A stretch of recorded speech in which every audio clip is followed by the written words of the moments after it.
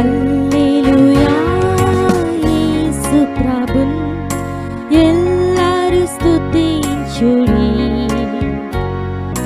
వల్లభుని చర్యలను తిలకించి స్తుతించుడి.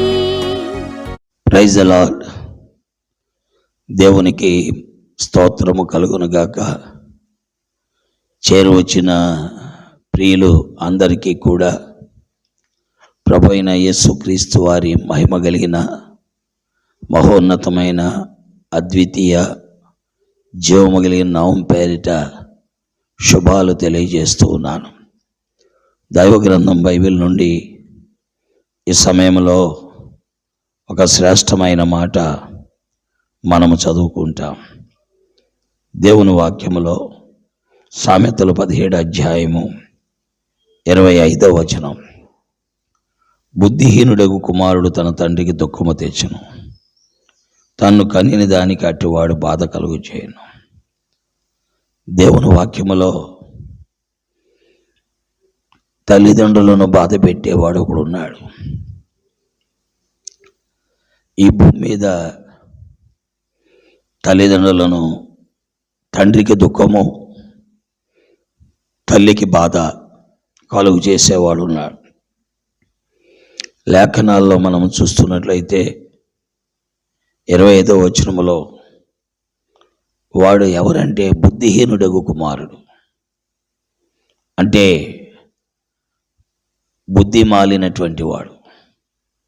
వాడు తండ్రికి దుఃఖాన్ని, తల్లికి బాధ కలుగు చేస్తాడు.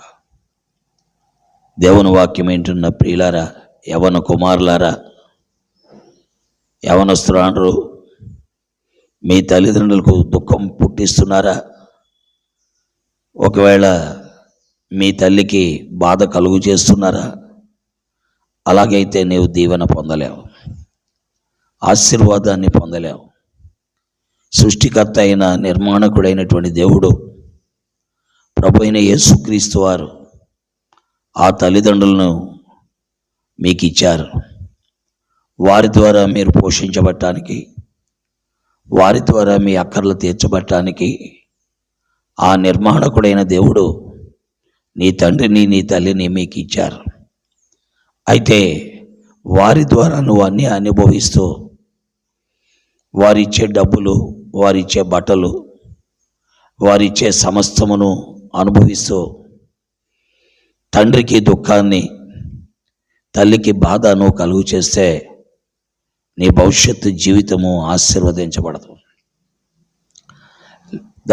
దైవ గ్రంథం బైబిల్ చెప్పే సత్యమేమనగా, నీవు భూమి మీద దీర్ఘాయుష్మంతుడగునట్లు నీ తండ్రిని, నీ తల్లిని సన్మానించుము అని వ్రాయబడి ఉంది. కాబట్టి నీ తండ్రిని, నీ తల్లిని సన్మానించవలసినటువంటి నీవు తండ్రికి దుఃఖాన్ని, తల్లికి బాధను కలుగు చేయుట దేవుని చిత్తము కాదు. దాని ద్వారా నీవు ఆశీర్వాదాన్ని అనుభవించలేవు.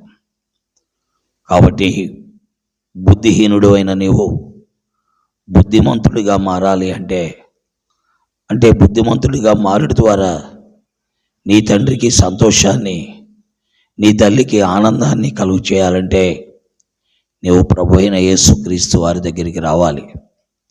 నీ పాపాన్ని ఒప్పుకోవాలి, నీ అక్రమాన్ని ఒప్పుకోవాలి, నీ జీవితమును క్రీస్తు రక్తములో కడుక్కోవాలి.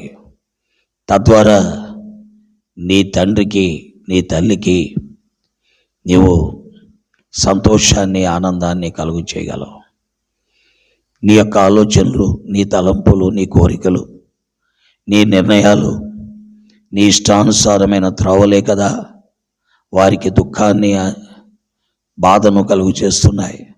కాబట్టి ఆలోచించు, ప్రభు అయిన యేసుక్రీస్తు తట్టు తిరుగు, తద్వారా బాగుపడు. నీ నిర్మాణకుడైన దేవుణ్ణి సంతోషపెట్టు. ఈ భూమి మీద తండ్రిని, తల్లిని ఇచ్చిన వారిని కూడా నీవు సంతోషముతో ఆనందపరచగలవు. దేవుడి మాటలు దీవించి ఆశీర్వదించును గాక. పరిశుద్ధుడైన మా తండ్రి, ప్రేమ కలిగిన మా ప్రభువా, ప్రజల మధ్యలో నీ కార్యమును చేసి వినే యవ్వన బిడ్డలు, యవ్వనస్తులు వారి జీవితంలో తమ తండ్రిని, తమ తల్లిని ఎట్లు సన్మానించి గౌరవించాలి ఎరుగుటకు, తండ్రిని దుఃఖపరిచి తల్లిని బాధపరచుడు ద్వారా వారు దీవెనలు పొందకపోగా నష్టపోతారని, వారి భవిష్యత్తు జీవితం పాడవుతుందని ఎరుగుటకు వారికి తగిన జ్ఞానోదయం కలుగు చేయమని, వారితో మీరు మాట్లాడి కార్యమును జరిగించమని, వాక్యమును ముద్రించమని వినేవారందరికీ జ్ఞానోదయం ఇమ్మని యేసు నామములో ప్రార్థిస్తున్నాను తండ్రి, ఆమేన్. ప్రైజ్ ది లార్డ్ అండి. దేవుడు మిమ్మల్ని దీవించి ఆశీర్వదించి మీ మధ్యలో అట్టి కార్యమును చేయనుగాక. ఆమేన్. చంద్రులారాయిలా దేవుని స్తుతించుడి, హృదయమును వెలిగించిన యేసుని స్తుతించుడి.